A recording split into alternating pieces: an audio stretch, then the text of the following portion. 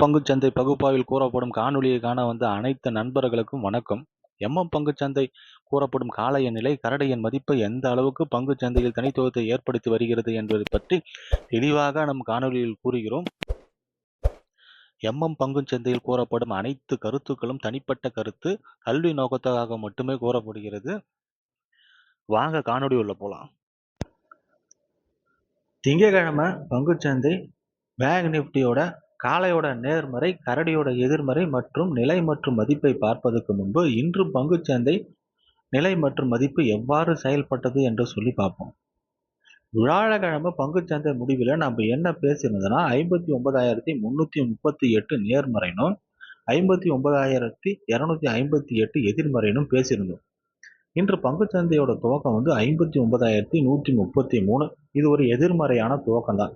துவக்கம் கிடைச்ச உடனே காளைகள் எதிர்மறைக்கு மேலே போகிறாங்க.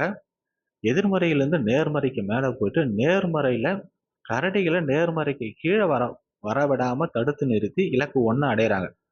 இலக்கு 1 அடைஞ்சவுடன் கரடிகள் நேர்முறைக்கு கீழே வர மாதிரி முயற்சி பண்ணி தோல்வி அடைந்து மறுபடியும் இலக்கு 1 அடைந்து இலக்கு 1க்கு மேலே போன காளைகள் இலக்கு 1 கீழே வராமல் இலக்கு 2 அடைஞ்சு இன்று பங்குச்சந்தையோட முடிவு 59,735.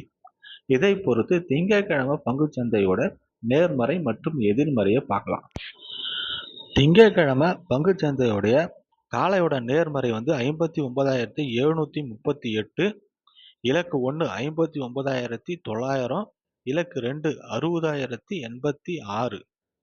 கரடியோட எதிர்மறை 59,658, இலக்கு 1 59,462, இலக்கு 2 59,158.